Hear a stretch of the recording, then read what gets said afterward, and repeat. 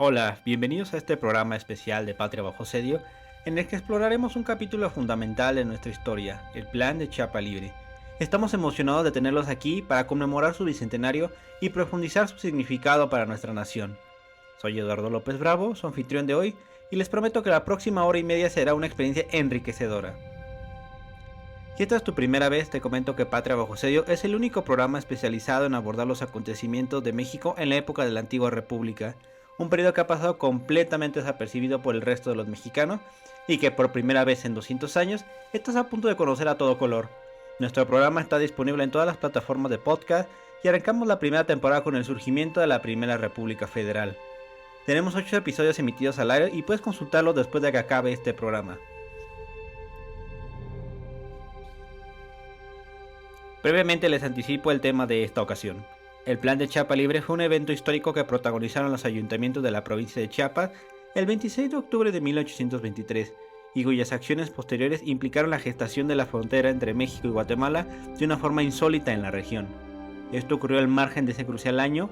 El primer imperio mexicano se derrumbó dramáticamente con el pronunciamiento del Plan de Casamata, que implicó la fragmentación del gobierno central en diversos gobiernos provinciales, la aplicación de Iturbide y como efecto colateral condujo a las autoridades guatemaltecas a la separación definitiva de Centroamérica para constituirse en un estado independiente. Es en ese contexto que el Plan de Chiapa Libre merece una mención especial porque, al contrario de muchas regiones, no se llevó a cabo mediante un proceso armado. Hemos preparado un programa lleno de emociones, conocimiento y reflexión. Para guiar esta conversación, estamos muy honrados de tener como invitado especial a un reconocido experto en historia y autor de numerosas obras sobre el tema. El doctor Mario Vázquez Olivera es un historiador experto en la historia regional de México, Chiapas y Centroamérica del siglo XIX. Es investigador académico del Centro de Investigaciones de América Latina y el Caribe de la UNAM. Así que, sin más preámbulos, iniciamos este viaje a través del tiempo para explorar el Plan de Chiapa Libre y su impacto en nuestra historia. Le damos la cordial bienvenida al doctor Mario Vázquez Olivera. Bienvenido. Muchas gracias por la invitación. Bueno, pues en esta ocasión pues vamos a abordar un poco esta situación de Chiapas. Es un episodio que tal vez muchos de ustedes no conozcan. Entonces, doctor, ¿nos puede platicar pues a grandes rasgos cómo fue pues esta situación, ¿no? de cambios en la cuestión del reino de la Nueva España y el reino de Guatemala justo en los últimos años de dominación española, y cómo fue que pues, esta situación desembocó pues en esta situación tan peculiar que pasó Chiapas en el año de 1823? Sí, cómo no, Eduardo. Bueno, de manera muy básica y general, hay que recordar que la Nueva España,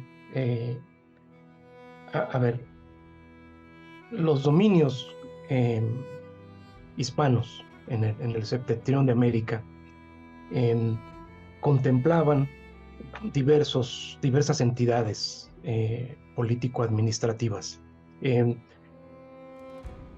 La administración colonial española era compleja. La organización territorial incluía demarcaciones administrativas, jurídicas, jurisdiccionales, religiosas, ¿sí? Los obispados. Entonces, eran una serie de divisiones territoriales que se superponían, de manera que sería muy complejo entrar aquí en el detalle, pero para lo que nos interesa particularmente, hay que tomar en cuenta que lo que se conocía como Capitanía General de Guatemala o Reino de Guatemala, como lo era también conocido, abarcaba lo que actualmente son las repúblicas de Costa Rica, Nicaragua, Honduras, El Salvador, Guatemala y el estado de Chiapas. Esta era una demarcación muy vinculada al virreinato, o sea, en principio era una parte del virreinato, pero que con el curso del tiempo había ido cobrando una dinámica propia, porque tenía en esta maraña de instituciones y demarcaciones territoriales de la administración española, tenía en su seno instituciones muy importantes. En principio había una audiencia y por eso también este territorio es conocido como la Audiencia de Guatemala. Entiendo yo que en México no acostumbramos referirnos a las audiencias como unidades territoriales, pero en Centroamérica sí.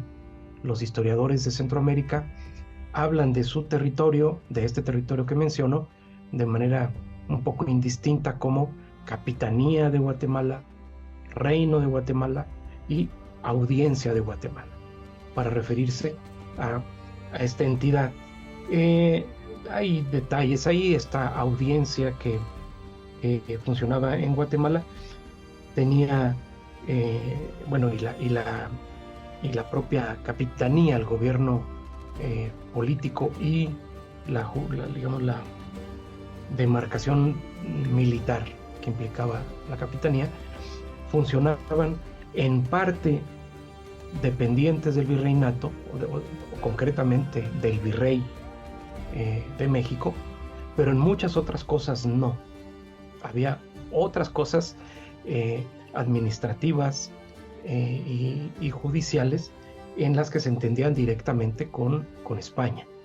Entonces era una entidad, yo le llamaría para efectos de comprensión como semiautónoma, sí, que además había generado con el tiempo una identidad regional, de manera que las personas de todas estas provincias se asumían como tenían una identidad común. En los documentos de la época aparece en un término un poco chistoso para nosotros, se llama guatemalanos o guatemaltecos, para referirse a todos, a los de Costa Rica, a los de Honduras, a los del Salvador, ¿sí? Para dar esto que nosotros ahora podríamos definir como centroamericanos. Ajá. Entonces, esta es la condición que guardaba esta entidad en el último periodo de la dominación española. Para efectos políticos no tenía mayor trascendencia porque todo era parte de una misma una misma soberanía, ¿verdad? Todo esto era parte de la soberanía española. En ese sentido, cuando viene incluso el establecimiento de la Constitución de Cádiz, en la Constitución de Cádiz se enumeran con detalle los territorios, ¿no? que forman parte de la monarquía española, y se menciona de manera muy detallada los distintos territorios, y ahí aparece pues lo que está en la América septentrional, señalando que forman parte de la América septentrional todos estos territorios que están básicamente aquí representados en este mapa, incluyendo la isla de Cuba, los territorios del septentrión mexicano, la propia Nueva España y el Reino de Guatemala. Ajá. La cosa se comienza a complicar cuando viene el proceso de independencia, y me refiero particularmente a 1821 con el Plan de Iguala. ¿Sí? El Plan de Iguala pues plantea la independencia, dice el Plan de Iguala, de la América septentrional. Sí, ese es uno de los artículos del plan, habla de eso, la independencia de la América septentrional. ¿Qué se entiende por América septentrional en el Plan de Iguala? Bueno, habría que discutir, pero para Iturbide y los impulsores del plan, ¿verdad?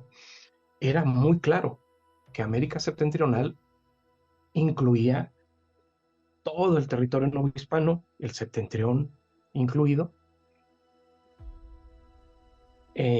pero también la Capitanía de Guatemala, e Sí. inclusive Cuba y Filipinas. Sí, que se había mandado una invitación porque pues precisamente esa era la idea, ¿no? Integrar una gran monarquía o un gran imperio y que pues la capital fuera la Ciudad de México y pues justamente pues construir un estado-nación. Pero pues lamentablemente pues para ellos pues algunas provincias, algunas regiones pues rechazaron ese llamado Otras pues aceptaron, ¿no? Y es lo que nos va a comentar justamente en el caso particular del Reino de Guatemala, que la respuesta fue muy diferente al plan de Iguala. Sí, justamente. Desde que está en marcha el movimiento de Iguala, Iturbide y otros líderes del movimiento envían comunicaciones a las provincias, bueno, a las provincias de la Nueva España en general, pero también a las provincias de Guatemala. Se comunican con las autoridades de Chiapas y también envían comunicaciones a las autoridades propiamente de la capital guatemalteca, a distintas autoridades eclesiásticas, autoridades políticas, por diversos medios comunican una exhortación que se hace expresa de que estas provincias secunden el movimiento independentista bajo las banderas del Plan de Iguala. ¿Qué supone? Pues supone que aceptar el Plan de Iguala significa aceptar formar parte de este gran imperio, de esta monarquía que tendría su sede en la capital mexicana, como bien dijiste, aceptar un modelo de gobierno que es el modelo monárquico y aceptar la incorporación territorial, ¿verdad? A este, ¿cómo se dice? A este estado en ciernes. Muchas provincias, obviamente, en la Nueva España se dan el sí, bueno, en algunos casos con cierto conflicto, pero dan el sí. En el caso de Guatemala, sucede que hay una discusión complicada. En todo el territorio, voy a hablar de Guatemala para referirme al reino de Guatemala, ¿ok? No solo a lo que es hoy el país, a la capitanía de Guatemala. Ahí hay una discusión, porque la gente de ahí, las élites, los líderes de Guatemala, tenían muchas dudas con respecto a proclamar la independencia. Por la misma situación geográfica de Guatemala,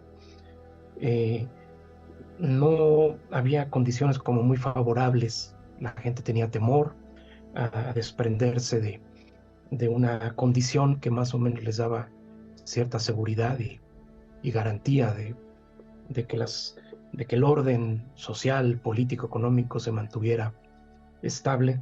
Entonces estaba la duda y además entre los que incluso tenían simpatía por la independencia, también había una división entre los que consideraban que el reino de Guatemala podría convertirse en un país independiente y los que consideraban que era mejor unirse al imperio mexicano. Entonces, bueno, eso es en términos muy generales. La circunstancia cuando llega la invitación de Iturbide, el movimiento de Iguala va avanzando, hay un momento en que las tropas independentistas ocupan Oaxaca, que está pegadito a Chiapas, que en ese tiempo es parte del reino de Guatemala, y entonces los chiapanecos tienen que tomar una decisión, ¿verdad? Y en la ciudad de Comitán, esto lo menciono, no voy a entrar en muchos detalles en esta etapa, pero esto sí porque va a conectar directamente con el tema de Chiapa Libre. En la ciudad de Comitán se pronuncia por primera vez, se proclama la independencia, se suma el ayuntamiento y la población de la ciudad de Comitán, reunidos en una asamblea, declaran su adhesión al Plan de Iguala. Comitán en aquel tiempo es la segunda población en importancia de Chiapas, ¿sí? La capital de la provincia era lo que actualmente es San Cristóbal de las Casas, que en ese tiempo se llamaba Ciudad Real. Comitán, que queda relativamente cerca hoy, como a hora y pico de camino en carretera. Era una ciudad muy grande para la época con relación a Chiapas, ¿no?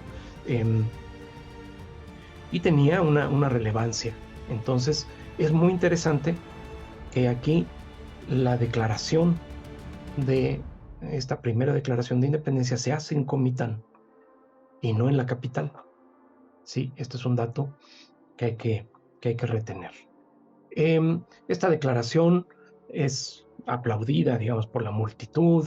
En esta asamblea participan sectores eclesiásticos, sectores civiles, sectores militares, pueblo en general, y envían la noticia. Esta declaración es el 28 de agosto de 1821.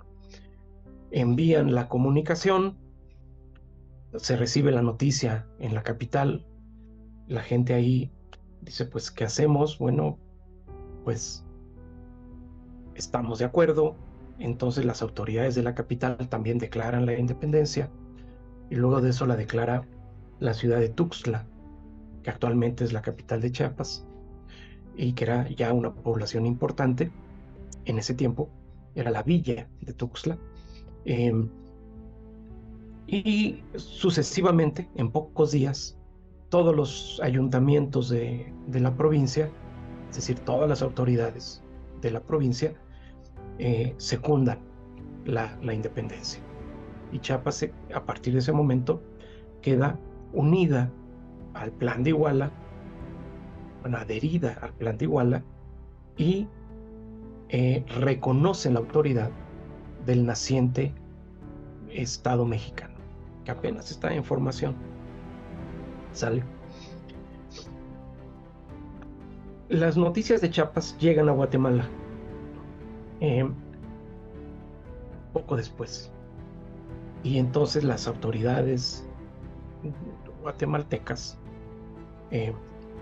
convocan una reunión de notables y de autoridades. Están en un dilema: ¿qué hacemos? ¿Nos secundamos el Plan de Iguala? ¿No lo secundamos? ¿Nos mantenemos leales a España? Hay una discusión. Esto tiene lugar el 15 de septiembre de 1821. Como resultado de esa asamblea, se proclama en Guatemala la independencia, pero no la unión al Plan de Iguala ni al Imperio Mexicano. De hecho, jurídicamente, ese día, la Capitanía de Guatemala, formalmente, por la declaración de sus autoridades superiores, queda convertida en una entidad independiente. Y dice el acta que en los próximos meses habrá un congreso en el que se va a decidir qué camino tomará de manera definitiva, digamos, Centroamérica. Esto, cuando regresan las noticias a Chiapas de que ha sucedido esto, los chiapanecos dicen: de ninguna manera, nosotros ya nos unimos a México. Rechazamos totalmente el acta de independencia del 15 de septiembre. Y aquí comienzan los problemas en Centroamérica, porque cuando llega la noticia a la capital de Honduras, que se llamaba en ese tiempo Comayagua, las autoridades hondureñas también dicen lo mismo: nosotros nos unimos a México, no aceptamos la declaración del 15 de septiembre. Y cuando las noticias llegan a León, en Nicaragua, que era la capital entonces de Nicaragua, y era Nicaragua y Costa Rica, que formaban una sola entidad, una intendencia, igualmente sucede, y las autoridades nicaragüenses declaran su unión al Imperio Mexicano en los mismos términos que Chiapas. ¿Qué significa esto? Bueno, que la unidad política de todo el reino de Guatemala se quiebra. A partir de ese momento queda fragmentado el reino de Guatemala entre quienes apoyan la unión a México y quienes no apoyan la unión a México. Hay más complejidad ahí, ¿verdad? Hay otros elementos que no voy a meter aquí, ¿verdad? Rivalidades de una provincia con otra, viejos conflictos económicos y políticos, pero lo importante aquí de señalar es que la unidad de Guatemala se quiebra entre partidarios del Imperio Mexicano y partidarios de una independencia absoluta.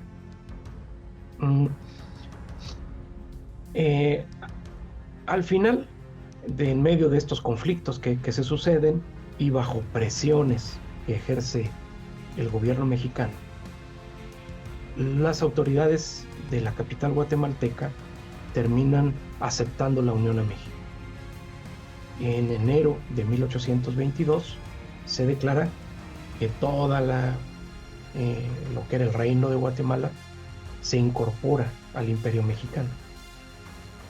Y excepto alguna parte de El Salvador, la capital salvadoreña particularmente, que se resiste, que se niega y se opone a esta decisión, en realidad el resto del reino de Guatemala queda formalmente incorporado al imperio mexicano. Aún así, la unidad está rota, porque las provincias que se habían unido al principio a México desconocen la autoridad del gobierno guatemalteco. Y hay una serie de roces, de disputas, de líos que complican la gestión y la administración. Incluso estallan conflictos bélicos. La primera guerra civil en Centroamérica estalla en ese contexto. Y es curioso, ¿no? Cómo en la historia de México y de Centroamérica pasó al revés, ¿no? En el proceso de independencia en México, primero ocurrió una guerra civil y justamente en Centroamérica, pues prácticamente fue un proceso, pues, pacífico, no muy conflictivo comparado con la Nueva España, y justo cuando se independizan, ¿no? De manera ya absoluta, el 1 de julio de 1823, pues estalla la guerra civil. Totalmente. Paradójico, ¿no? Sí. Entonces, el gobierno mexicano, ante esta situación, lo que hace es enviar un pequeño contingente militar. Es pequeño, son entre 400 y 500 soldados, que primero llegan a Chiapas con la idea de consolidar la unión de Chiapas al imperio, y luego, cuando ya se declara la unión de todo el reino de Guatemala a México, estas tropas comandadas por el general Vicente Filisola avanzan y se instalan en la ciudad de Guatemala. Y Filisola es nombrado capitán general y jefe político de todo Centroamérica. Ahí puede decirse que se consolida la unión de estas provincias al imperio mexicano.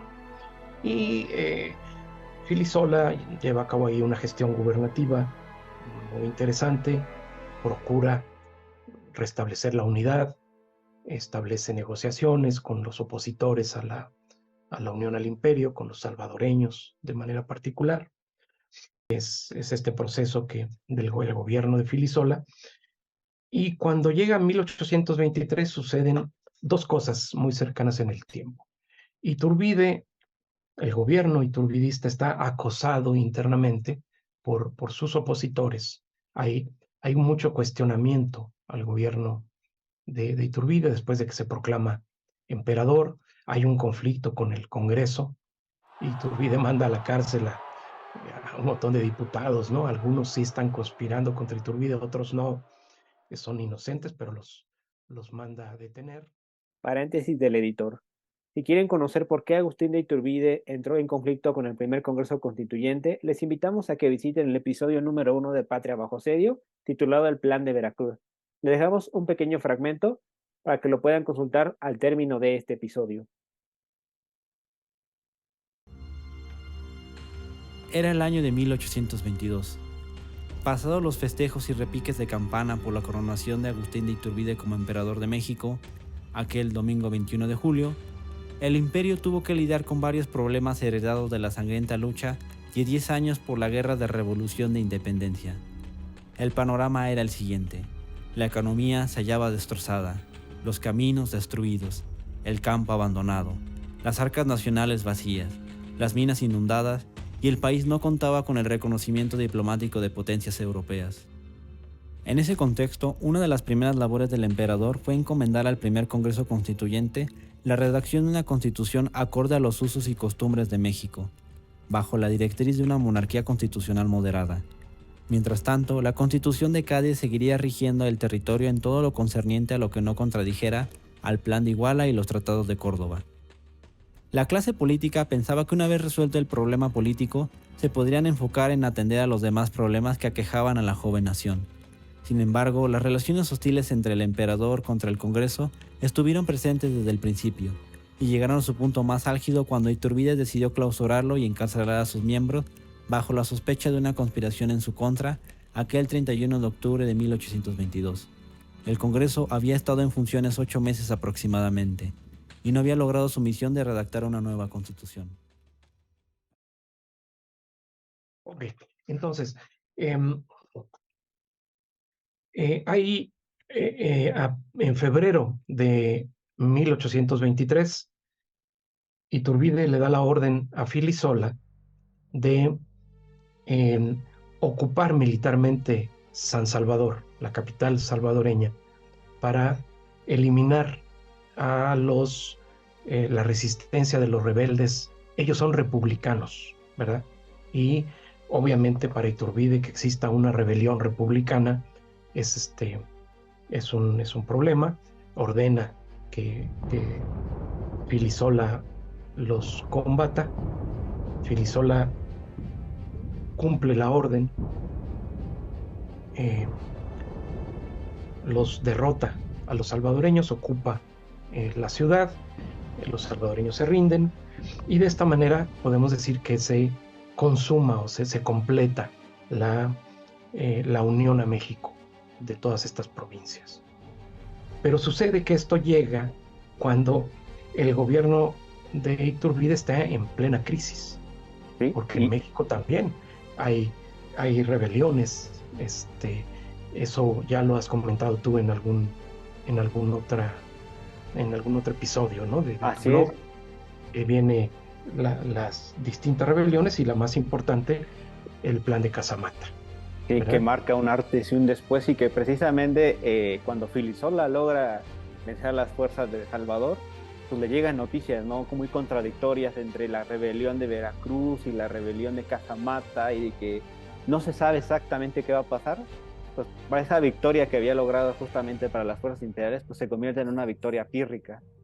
Y pues bueno, ante esa incertidumbre, pues justamente viene esta segunda parte, ¿no?, de esta fascinante historia, que pues es importante, ¿no?, ir mencionando la complejidad, ¿no?, y también este periodo de incertidumbre y de cambios, porque creo que es importante para la audiencia que sepa que en las últimas décadas de dominación española se estaba gobernando una monarquía absoluta, y justamente cuando ocurre la invasión de Napoleón Bonaparte a la península ibérica, y precisamente pues logra que los reyes legítimos abdiquen en favor de su hermano, pues precisamente pues esto precipita que se formen unas cortes, se crea una constitución y un nuevo marco legal para que se gobierne todo el imperio español. Entonces, este marco legal de la Constitución de Cádiz pues estuvo vigente de 1812, 1814 y otra vez de 1820 a 1823, y esto fue vigente tanto para toda la América hispana. Y pues este cambio de régimen pues también significó pues también nuevas autoridades, nuevas normas de convivencia, y pues justamente como estamos hablando de estos eventos entre los años 1820 a 1823, pues la agitación política pues se vivía en el momento.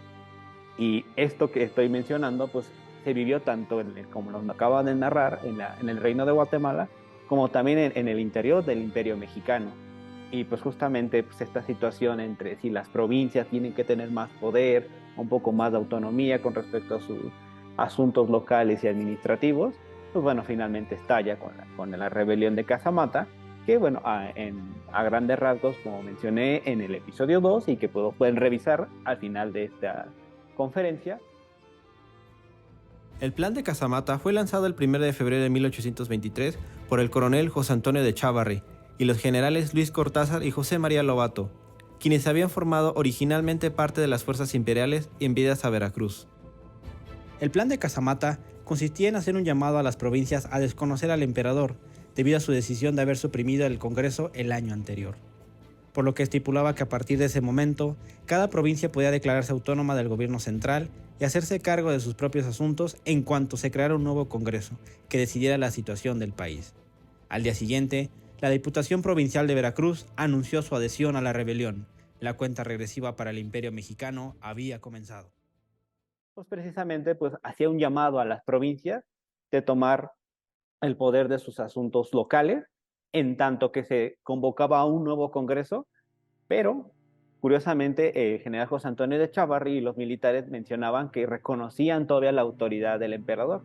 Ellos no atentaban ni contra la monarquía ni contra el orden constitucional, pero en la práctica este plan lo que significó pues, fue fragmentar el imperio mexicano pues, en diferentes gobiernos provinciales. Y bueno, Vilisola, cuando le llega esta noticia en el reino de Guatemala, pues precisamente tiene que tomar una decisión, ¿no? Si se suma a esta rebelión o si hace algo distinto, porque justamente, como mencioné, había reportes contradictorios y también las largas distancias pues hacía que la correspondencia no fuera inmediata y que también la información pues no fuera la más fidedigna. Exactamente, porque Filisola recibe las noticias con mucho retraso. Él no está muy al tanto bueno, está al tanto, pero con mucho retraso de lo que sucede en México. Aproximadamente las comunicaciones tardaban alrededor de 3 semanas a 4 en llegar de México a Guatemala. Y además él era muy cercano a Iturbide.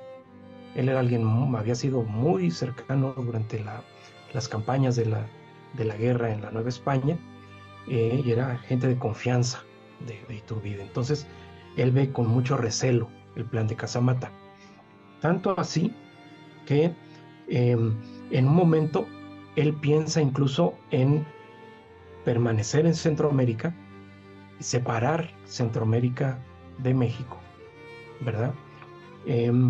Y entre la gente de Casamata, los líderes de los generales que están ahí en la rebelión, tienen sospecha de que Filisola está preparando recibir a Iturbide en Guatemala, ¿verdad? Hay esos rumores, ¿verdad? Todo esto prepara el terreno para lo que viene. Cuando cae Iturbide en Centroamérica, se vuelve a plantear el dilema de 1821, es decir, ¿qué hacemos? ¿Nos permanecemos unidos a México a ver qué sucede? ¿O buscamos otro camino? Porque no funcionó la apuesta por Iturbide. El propio Filisola, te digo, entra en esta duda. ¿Me quedo en Guatemala o regreso a México? Y no sabe qué hacer. En esos meses, que sería Iturbide, es depuesto en abril, ¿verdad? Si no mal recuerdo, 19 de abril del 23. Y julio de ese mismo año, los centroamericanos llegan a un acuerdo. Los líderes, me refiero a los líderes de las distintas provincias y las autoridades de la capitanía, llegan a un acuerdo que es básicamente separarse de México. ¿Por qué? Porque la unión con México no les ha traído ningún beneficio, concretamente. Iturbide había echado presos a varios de los diputados centroamericanos sin deberla, que además eran gente de la mera élite guatemalteca. ¿sí? La crema innata del reino de Crema Guatemala. innata, exactamente. Entonces cuando regresan a Guatemala dicen, no, hombre, ahí nos echaron presos, no nos quieren, ¿no? Y ¿Qué hacemos además, con México? sí, sí, sí. Ellos esperaban, que además ellos esperaban que México, pero tenían la idea de que México era millonario, rico en oro y plata, ¿no? Y que la Unión a México les iba a traer un beneficio económico muy directo, ¿verdad? Y cuando vieron que no, que al contrario, que la llegada de Filisola había venido acompañada de exigencias de préstamos, de dinero, ¿sí? Entonces dijeron, no nos conviene estar con México, mejor vamos a intentar formar una república independiente. Y Filisola, que está ajeno a las noticias de México y con mucha contradicción, apoya esta idea. Y entonces convoca a un congreso de las provincias centroamericanas que se reúnen en la capital guatemalteca y que el 1 de julio de 1823 proclaman la independencia, ellos le llaman en Centroamérica la independencia absoluta, declarando somos independientes de España y también somos independientes de México. Y este es el origen de la República Centroamericana. Filisola, pues, está ahí esperando noticias de México y finalmente, unos meses después, le va a llegar una instrucción que más adelante voy a comentar. Él está ahí con sus tropas esperando a ver qué sucede. Mientras tanto, en Chiapas, ¿qué está pasando? En Chiapas la caída de Iturbide les cayó como bomba. Los chiapanecos eran muy iturbidistas, muy iturbidistas. Y cuando ven el derrocamiento, no lo entienden, ¿verdad? Y entonces entran en shock y dicen, pues, ¿qué hacemos? Tenemos que tomar una decisión, puesto que nos están invitando los colegas de Guatemala a que acudamos al Congreso para formar la República de Centroamérica. Pero en Chiapas se ha producido una situación que deriva de lo que tú mencionaste, de esto de la Constitución de Cádiz, que tiene que ver con la formación de los ayuntamientos constitucionales.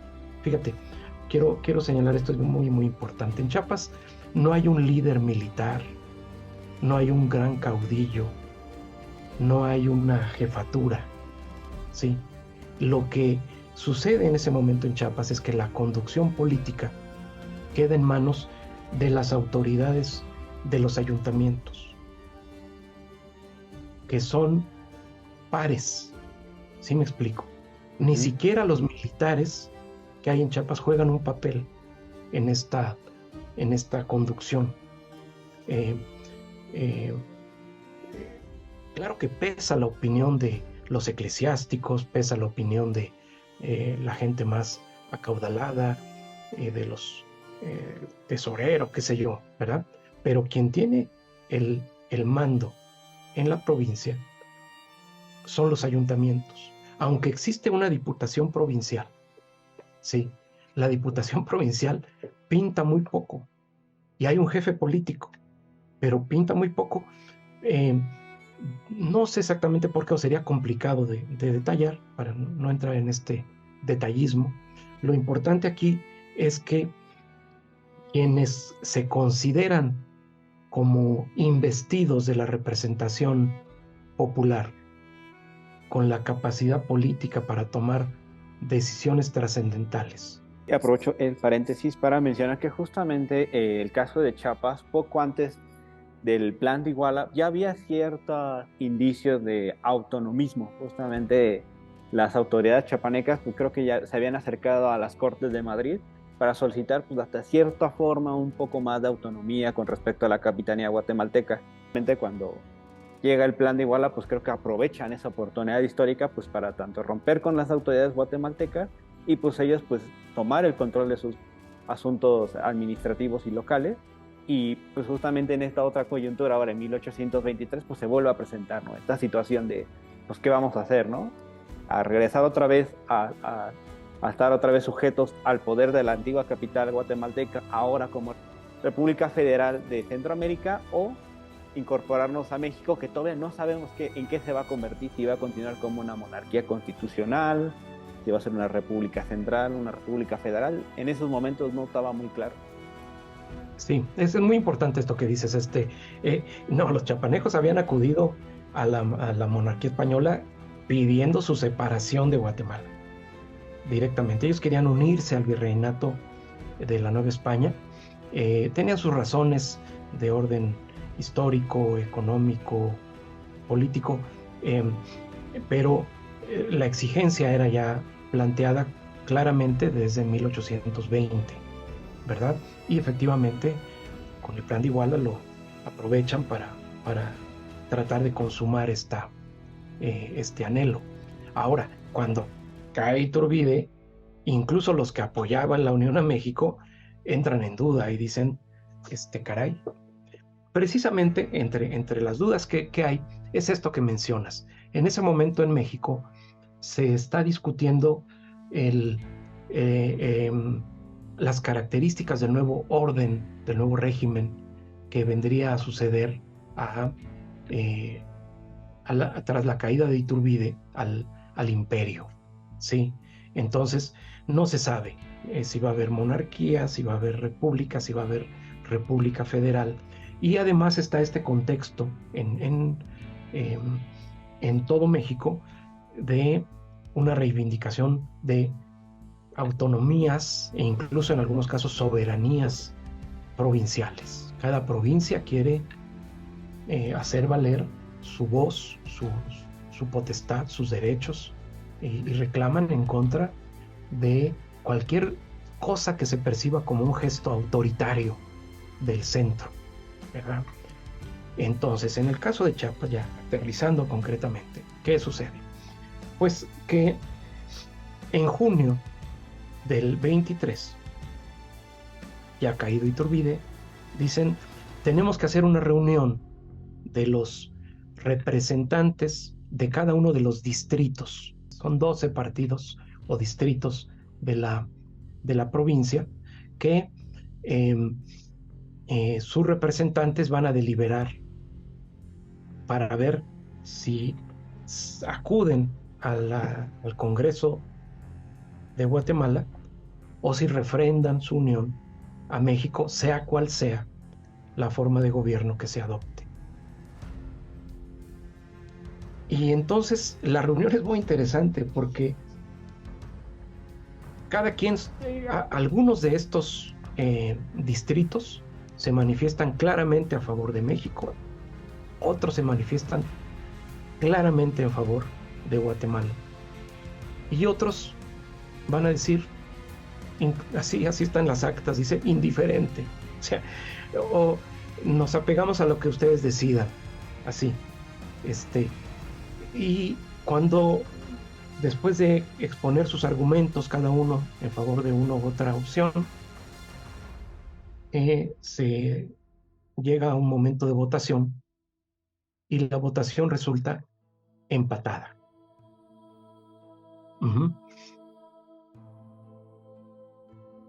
Es una cosa sorprendente, porque al quedar empatada la votación, dicen, pues, ¿qué hacemos? No, está empatada. Sí. Creo que incluso votan otra vez y se volvemos a empatar. Y algo que nos mencionó en su libro y también en otras conferencias, es que esa votación no están todos los vocales de esa votación, que debieron haber sido 12 y solamente estaban presentes 10. Por eso había 5 votos a favor de México y 5 votos. Faltaba de llegar los representantes de Tapachula, que estaban muy lejos, un largo camino. Si hubieran llegado, el representante de Tapachula hubiera votado por Guatemala.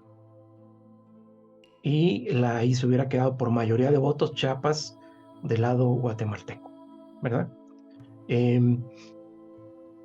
Pero no llegó. Y entonces, pues ante que no llegó, se establece el empate.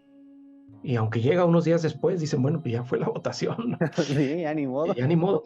Eran muy, yo no sé cómo calificarlo, pero hay una actitud bastante cívica en estos líderes chiapanecos que es digna de mencionar, ¿verdad? Bueno, entonces lo que hace esta junta, esta asamblea de representantes, es que se convierte, esta junta asume el nombre, fíjate, de Junta Suprema Provisional.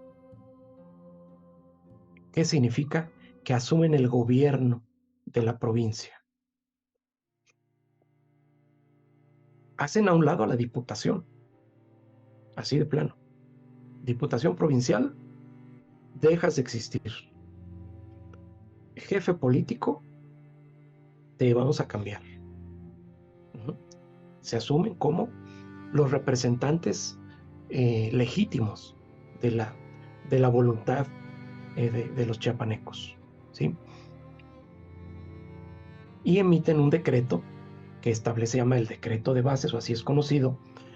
Esto es el 8 de junio del 23, donde dice la provincia de Chiapas a partir de este momento se declara autónoma tanto de México como de Guatemala mientras resolvemos. Y aquí hay que conectar esto con algo que habías un poco mencionado, que es el ambiente que existía en ese tiempo, en ese momento en que se está debatiendo el futuro del país. Está en discusión, se están redactando en el Congreso mexicano lo que le llaman las bases constitucionales, que van a establecer el carácter del nuevo régimen. Y hay presión de varias provincias, de provincias muy importantes, por el establecimiento de un régimen federal. Pero esta presión se manifiesta por medio de pronunciamientos que tienen un carácter a veces de tono subido, separatista, o que amenazan con que si no se establece un régimen federal, Jalisco, Oaxaca o Yucatán, distintas provincias, se podrían separar. Inclusive en este contexto hay la idea de que a lo mejor Oaxaca, Chiapas y Yucatán podrían formar una república distinta, ¿no? Es una idea que se manejó por ahí. Entonces hay un ambiente en la República Mexicana de fuerte autonomismo de las provincias. Y en ese sentido, la declaración de la Junta Chiapaneca podría interpretarse como parte de esto, de este mismo ambiente. Ahora, conectamos esto con lo que platiqué antes de Filisola, porque estando en esta situación, el gobierno de la capital de México, el gobierno nacional, ¿sí?, a través del ministro Lucas Alamán, le ordena al general Filisola que se regrese de Guatemala con sus tropas. Filisola, que te había dicho que tenía duda de me quedo, me voy de Guatemala, pues él dice, bueno, ok, me dan la orden de regresar y tiene que atravesar por Chiapas a su regreso. La orden que le da Alamán a Filisola es que cuando pase por Chiapas, disuelva la Junta, restablezca a la antigua Diputación Provincial y al antiguo jefe político. Es decir, le está ordenando que violente la autonomía de la provincia, ¿sí?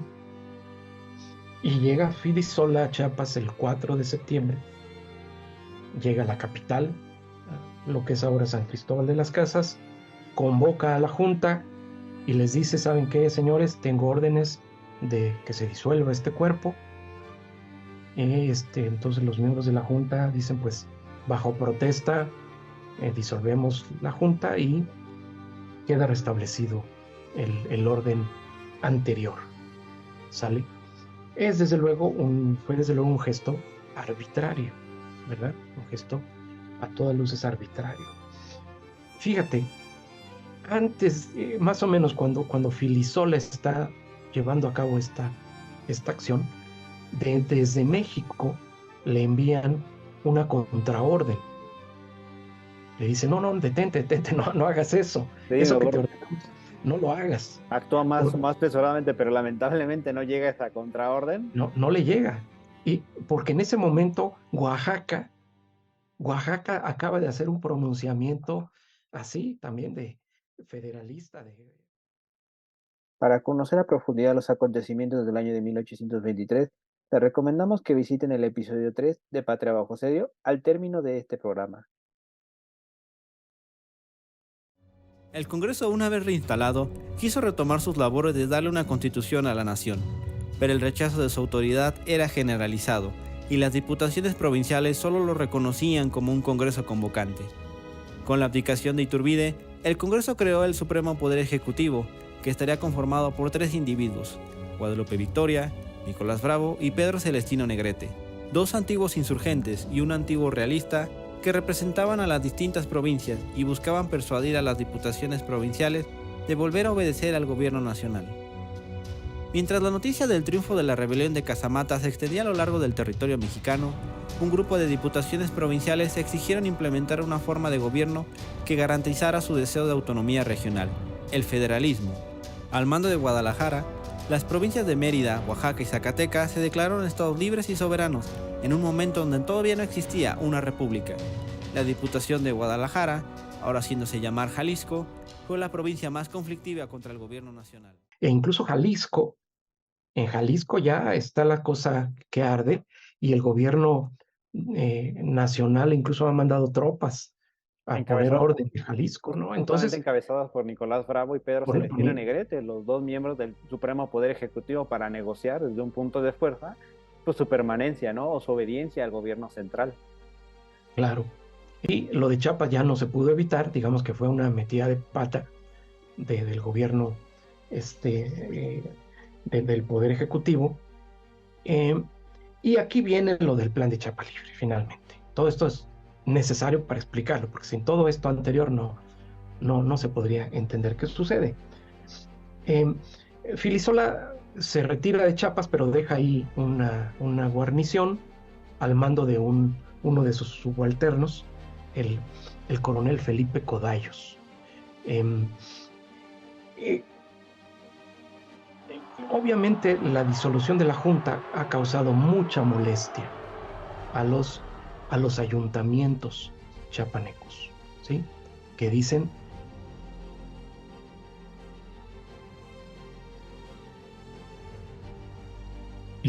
¿no? De manera cívica, estableciendo acuerdos entre los ayuntamientos de las cabeceras de distrito.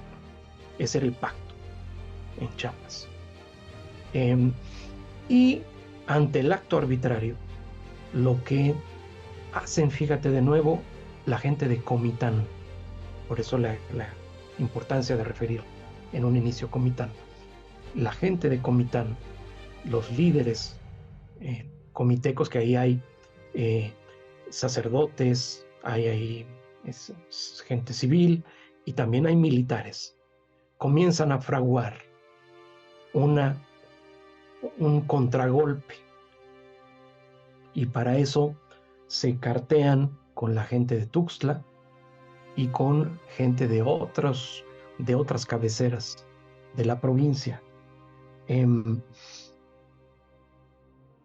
Y el 26 de octubre, el ayuntamiento de Comitán, hay un amago. El coronel Codallos amenaza con que va a mandar tropas a Comitán para que ya se estén quietos, y entonces los comitecos dicen, bueno, ahora dicen que nos van a mandar tropas, pues nos vamos a sublevar. Y entonces el ayuntamiento convoca de nuevo a la población y proclaman lo que se llama, este documento tiene un nombre es conocido como Plan de Chiapa Libre, pero se llama de la provincia de Chiapas, de Justo. Chiapa, porque en ese tiempo así le mencionaban de manera indistinta, Chiapas o Chiapa. Y este plan es muy poco conocido. Y yo no sé, tampoco conocido que quisiera leerlo, pero no sé, es un poquito latoso. Voy a mencionar algunos de los artículos No, adelante, fundamentales. adelante. Creo que esta situación lo amerita porque es Sí, importante mencionar que este pacto de ayuntamientos fue lo que definió la frontera sur entre México y Guatemala. Y creo que es importante mencionar pues cada uno de estos puntos de este plan porque a diferencia de otras partes del país y a diferencia de otros eventos de la historia de México, pues estamos un poco más familiarizados con la cuestión de la guerra. Pues tan solo por mencionar claro. un caso como el de Texas. Creo que es ampliamente conocido por la población que pues, la situación de Texas se resolvió por una cuestión militar o la cuestión tanto de la pérdida de la Alta California y Nuevo México, pues fue con la guerra con los Estados Unidos. Ok, bueno, el plan dice así, artículo primero, las tres garantías, religión, independencia y unión, son los principios e inmutables fundamentos que la provincia sostendrá. 2. La provincia de Chiapa es libre e independiente de México y de toda otra autoridad, y está al presente en su estado natural y de consiguiente en el de resolver por sí lo que más le convenga. La declaración de autonomía plena de la provincia. Eh, Obviamente continúa diciendo, se repondrá la junta que teníamos, las autoridades constituidas continuarán en sus funciones, eh, se declara una amnistía general en materia de opiniones políticas. eh, y fíjense, este punto sexto es muy interesante. Esta revolución y armas se crea que es directa ni indirectamente contra la nación mexicana, cuya benevolencia y amor son manifiesta en los artículos 10º y 11º de la ley de convocatoria decretada tal y tal de parte del Congreso mexicano dirigido a Chiapas. Es decir, aquí se previene, ¿no? Dice, no es un levantamiento contra México, es más bien para restablecer a las autoridades legítimas de la provincia. En fin, te digo, no lo leo completo porque es largo y está en un lenguaje enredado propio de la época. Este plan será sostenido a toda costa y por todos los partidos y pueblos que los componen y por todo buen chapaneco que ama la libertad de la patria, y será llevado a efecto hasta el tiempo detallado en el artículo 8º, que dice que es cuando la Junta lo ratifique. En fin, esto es lo que plantea. Está firmado por la gente que se levanta en armas en Comitán, junto con un montón de ciudadanía. Y lo que viene enseguida es muy importante. Las fuerzas de Comitán, digamos que son compuestas por algunos militares regulares, pero se van sumando a la columna chiapaneca, comiteca, mucha población civil que se incorpora, que es como una especie de movilización social armada, digamos, ¿no? Y ante esta situación, los ayuntamientos de Tuxtla, que están ya ¿cómo se dice?, en el entendido de este plan, se suman también y también convocan a sus milicias, y también se suma otro ayuntamiento que está en el mapa. Es una población que hoy es una población muy secundaria en el estado, que se llama Ixtacomitán. Si la puedes ubicar aquí en el mapa, Sí, es aquí está. en el norte de Chiapas, fronterizo con Tabasco. Y justamente cómo rodean a Ciudad Real, lo que era la capital de ese Exactamente, sí, momento. exactamente. Y Estas tres cabeceras se proclaman en favor del plan de Chiapa Libre, se van sumando distintos ayuntamientos y el coronel Codallos dice, bueno, tengo instrucciones del gobierno mexicano de no entrar en choque armado, así que yo me retiro de la provincia, se retira con el resto de tropas del contingente original de Filisola y deja a la provincia de nuevo en condición de autonomía plena. Se restablece la junta y fíjate que unas semanas después, a principios de noviembre, por ahí, mediados de noviembre, se produce una sublevación en San Cristóbal de un pequeño grupo militar que son partidarios de la Unión a México, que se sublevan contra la Junta. Ojo, a ver, quiero mencionar esto que es importante. Cuando hablo aquí de movilización militar, de sublevación, de pronunciamiento, en realidad no se produjeron hechos de sangre. Estos son, cuando digo que se sublevaron, es que se amotinaron los militares, se subieron al cerrito de San Cristóbal, que es una elevación que domina la ciudad, hay un santuario arriba, y desde ahí se mantienen en rebelión, digamos, ¿no? Entonces la reacción de la Junta es convocar a una movilización también militar en respuesta, y entonces van a llegar a la capital de Chiapas las milicias de Comitán, de Tuxtla e Ixtacomitán, que se hacen llamar las Villas Unidas. Entonces dicen, las tropas de las Villas Unidas ocupan la capital chiapaneca. Las fuentes hablan de los sublevados eran 100 y hablan de que las fuerzas de estas Villas Unidas que llegan a San Cristóbal eran 2000. A mí se me hace un número muy, muy alto. Repito, no son tropa, ¿no? Es una movilización ciudadana armada y armada de manera muy dispareja, ¿verdad? Sí, con las armas que tenían en mano, ¿no? Lo que pudieran Claro, ahí. sí, hasta machetes y lo que tú quieras, ¿no? Lo importante es que ante esta movilización los rebeldes se rinden y queda plenamente restituida la autoridad de la Junta Suprema de Chiapas. De esta manera, este es el triunfo completo, digamos, del plan conocido como Plan de Chiapa Libre, que ha conducido al establecimiento y al respeto de la soberanía de la provincia. Repito, esta situación es equivalente a la de otras provincias de México. Sucede que en otras provincias, por ejemplo Oaxaca, el pronunciamiento federalista que es paralelo a esto de Chiapa Libre, está encabezado por el general Antonio León, un militar, ¿verdad?, de larga trayectoria y con tropas y con fuerzas. En este caso, el escenario es un tanto diferente. ¿Cuál es el corolario de esta situación? Bueno, a partir de entonces, en octubre de 1823, la provincia queda plenamente en estado de autonomía y durante más o menos un año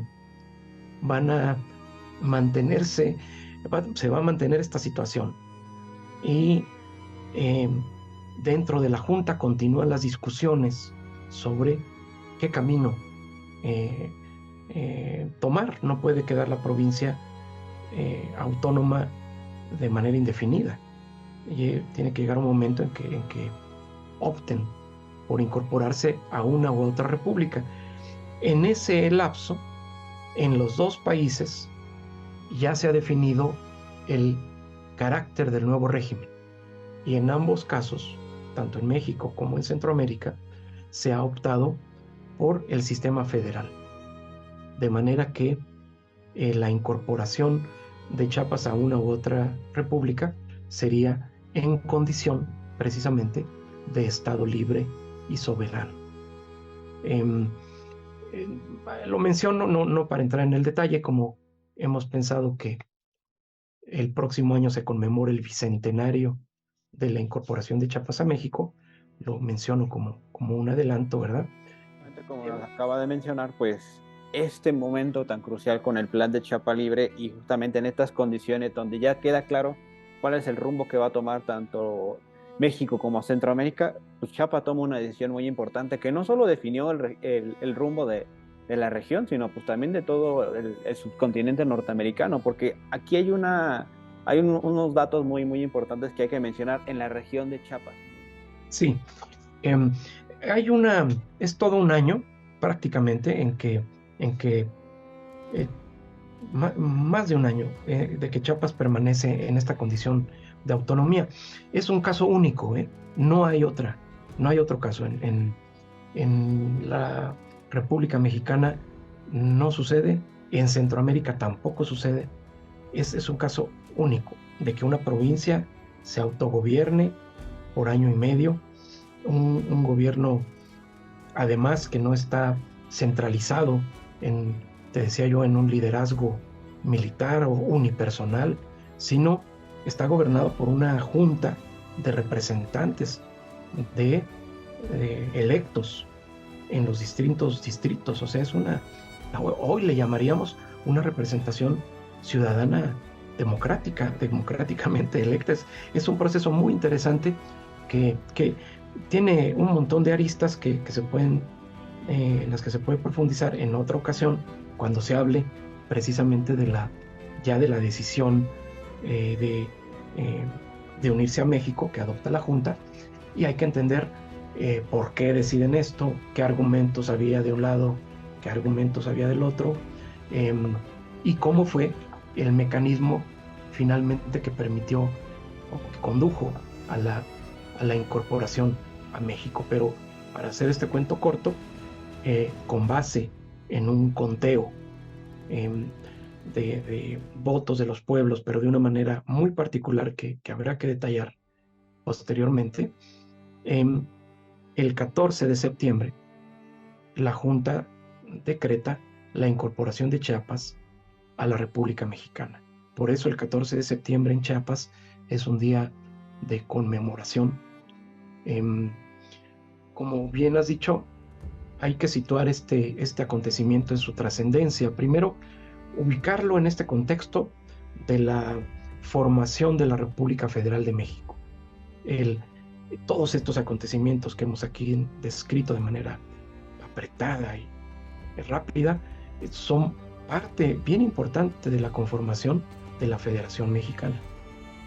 Y una parte importante, aparte además de la cuestión política, del establecimiento del régimen federal, está lo que has mencionado de la configuración territorial de la República Mexicana, porque la incorporación de Chiapas terminó siendo definitiva, permanente.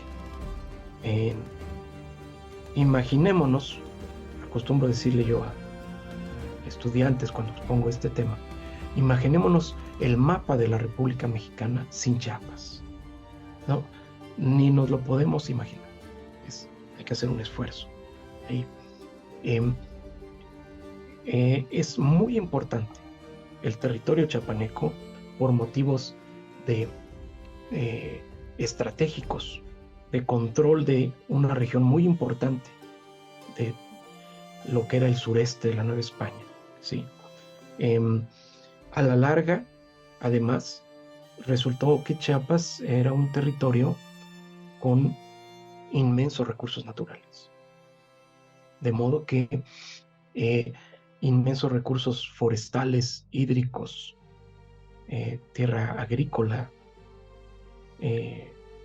yacimientos de gas y otras riquezas, además de la riqueza humana propiamente, ¿no?, de Chiapas, que hacen de esto una suma muy importante para la construcción del Estado y de la nación mexicana. Por eso la importancia de esta historia, así del detallito, del micro detalle, ¿no?, que conduce a resultados muy trascendentes. Sí, y hago yo una mención justamente de que la incorporación de Chiapas a México también tiene un peso enorme en la cuestión de cómo se conforma la República Mexicana, porque si Chiapas no se hubiese incorporado a México, puedo lanzar aquí la hipótesis que probablemente pues también hubiese definido el destino de la península de Yucatán, porque pues solamente los unía pues el estrecho caminito que es Tabasco. Y dado este contexto tan complicado, conflictivo, donde no había un sentimiento de un nacionalismo en toda la región como hoy, pues podemos palparlo, de que ya existíamos una identidad de lo que es mexicano desde la Baja California hasta Chiapas. En esta época no lo había un regionalismo. Y también había, pues hasta cierto punto, pues un poco esas identidades cosmopolitas, ¿no? De soy americano, pero pues no estaba limitado a una frontera territorial. Y precisamente si Chiapas no se hubiese incorporado a México, probablemente la península de Yucatán pudo haber sido otro país completamente diferente tanto de México y probablemente de Centroamérica. Y otro aspecto importante es que la condición geográfica de estar México entre dos océanos, el Océano Atlántico y el Océano Pacífico, pues la cercanía de Chiapas justamente en ese pequeño territorio, en esa franjita llamada Istmo de Tehuantepec, pues tiene una importancia que pues muchos de los políticos de la época se dieron cuenta. Pues el mismísimo Lucas Alamán mencionó la importancia de mantener a Chiapas unida a México, y también uno de los diputados, el famosísimo general Manuel Mier y Terán, que pues bueno, en la historia de México pues también ha pasado desapercibido o ha pasado en un segundo plano, y que curiosamente algunos personajes que protagonizaron en este episodio de Chiapas pues también tuvieron una participación clave en los hechos de Texas. Mier y Terán, Vicente Filisola y bueno, posteriormente Antonio López de Santana, pero bueno, creo que eso ameritaría pues otra charla. Y pues bueno, quisiera como ir pues, cerrando esta conversación en torno al bicentenario del plan de Chiapa Libre, pues con una reflexión, ¿no? En este caso de los 200 años de estos sucesos. Y como bien menciona, doctor, pues esto es un caso único en la región, donde pues básicamente pues este tipo de reacomodos, de transiciones, de creación de un nuevo orden legal que era muy frágil, pues precisamente el caso de Chiapas destaca, porque precisamente no se lleva, pues en este caso, pues, con una guerra civil o con una conquista territorial como ocurrió en otros territorios posteriormente a estos eventos. Pues, ¿qué le gustaría comentar con respecto a este 200 años de plan de Chiapa Libre? Bueno, pues recordarla que la historia, la gran historia, está hecha de pequeños detalles, ¿verdad? Y de muchas veces de decisiones, de coyuntura, que van definiendo de manera así abigarrada los grandes rumbos que toman los acontecimientos. Este es un buen ejemplo de cómo la historia opera desde a nivel de piso y en pequeño, y que nos ilustra acerca de grandes procesos. En torno a esto está todo el tema de la importancia del establecimiento del orden constitucional, que de origen gaditano, el tema de los ayuntamientos constitucionales, que son fundamentales para toda esta historia, la manera en que la gente de la época asumió el carácter de construcción de un mundo nuevo en muchos sentidos, una nueva manera de hacer política, una nueva manera de tomar decisiones, una nueva manera de relacionarse unos con otros. ¿Recuerdas este artículo que leí del plan de Chiapa Libre? Dice, esta es una revolución, ¿sí? Sí. Esta es una revolución. Como bien señalabas, en el caso de Centroamérica, incluido Chiapas, en tiempo colonial, no hubo guerra de independencia. Hubo alguna incursión de Mariano Matamoros en la provincia de Chiapas, pero no hubo una sublevación social en el interior, ni un conflicto armado. Y cuando se produjo la independencia fue a nivel, como hemos visto, de pronunciamientos de autoridades y de ciudadanos, ¿verdad? Pero cuando viene la coyuntura crítica de reivindicar la soberanía y los derechos de la provincia. Cuando digo la soberanía es eh, la, la potestad de la ciudadanía para tomar las decisiones fundamentales. En ese momento que se produce yo digo que el plan de Chiapas Libres es más como una protesta armada, ¿verdad? Eh, entonces es que usan el término. Entendemos que esto es una revolución. Ha cambiado, está cambiando el mundo, ¿verdad? Esta es creo que son entre elementos que se pueden como ir conectando, ¿no? A partir de recordar episodios como este. Ok, ok. Y bueno, doctor, pues para ir finalizando, pues hice una sesión de preguntas y respuestas con mi audiencia y me llegó aquí una pregunta de uno de nuestro auditorio. Se llama Francisco Ávila y él nos pregunta lo siguiente.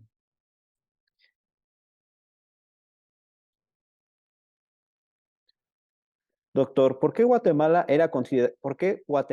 no era considerada parte de la Nueva España? Bueno, lo mencioné al principio, ¿verdad? Sí era y no era para ciertas cosas. Sí, por ejemplo, el virrey de México tenía mando militar sobre la capitanía de Guatemala, por ejemplo, ¿sí? Ciertos casos judiciales de la audiencia venían de Guatemala, se resolvían finalmente como instancia superior aquí. em, en tiempos de la Inquisición también, ¿verdad? Eh, pero por cuestiones eh,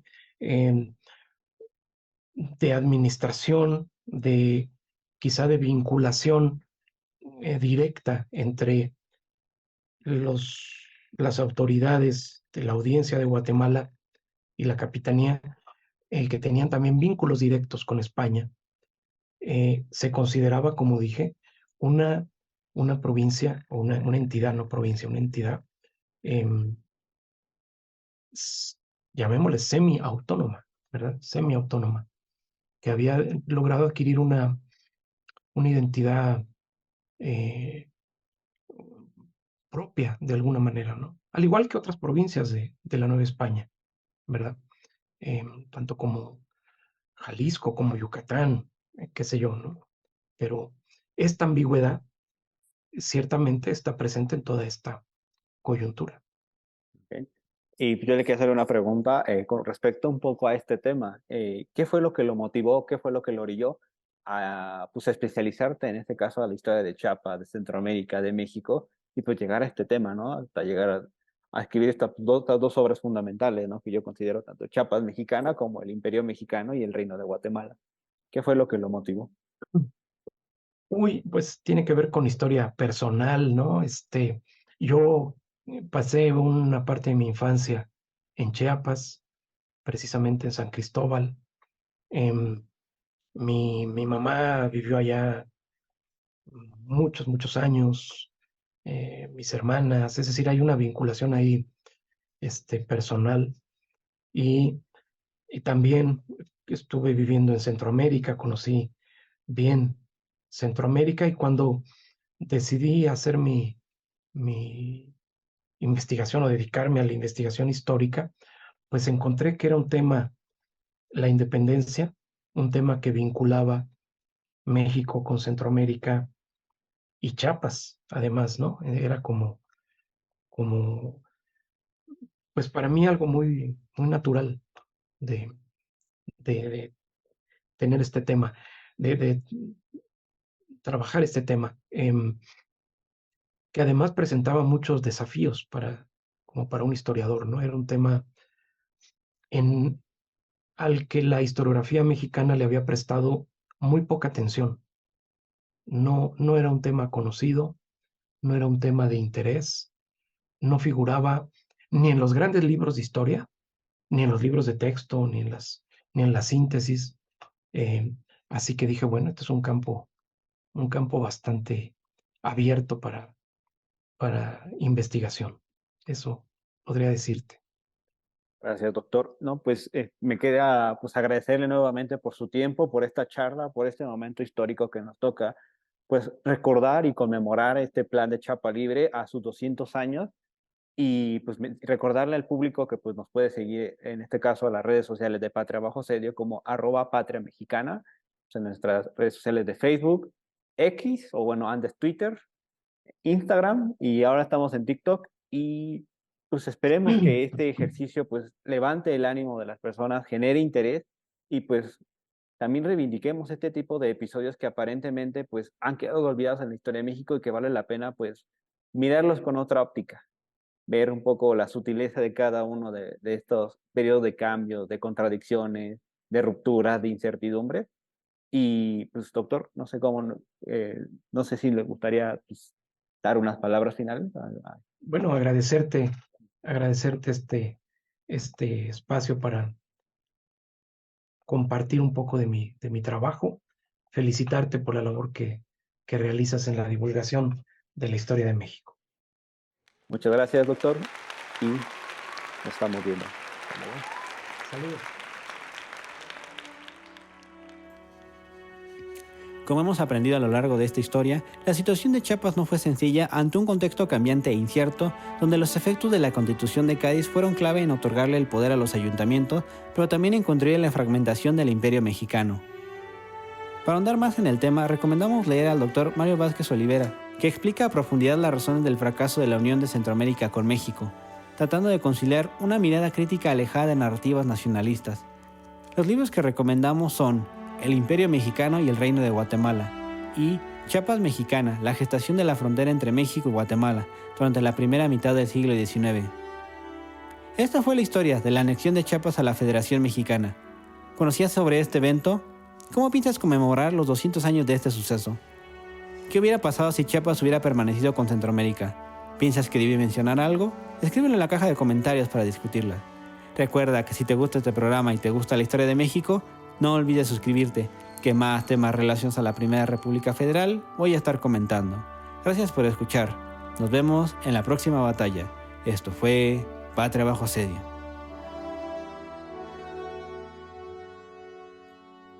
Contenido extra del episodio. Querida audiencia, les voy a narrar un poco sobre el Imperio Mexicano y el Reino de Guatemala. El 3 de agosto, una vez que recibió el decreto del Congreso que ordenaba su retorno al territorio mexicano, Filisola abandonó calladamente la ciudad de Guatemala. No dijo adiós. Solo por el camino le dirigió una breve despedida a la Diputación Provincial. Las circunstancias han sido públicas, me obligaron a apresurar mi marcha. Dejo con dolor al país que me acogió con generosidad y que desearon fijarse los que me han persuadido de mis sentimientos, y no es extraño que se haya escudado una despedida personal que tanto debía costarme. En efecto, su partida fue penosa, pero allende la frontera le esperaba un promisorio futuro como jefe militar. Pronto asumiría la comandancia de Orizaba, más tarde la de Puebla y después inclusive la de la propia capital. Aunque aún no terminaba su misión en aquellos territorios, el gobierno mexicano tenía algunos asuntos pendientes en Chiapas y el brigadier una deuda que saldar con su patria adoptiva.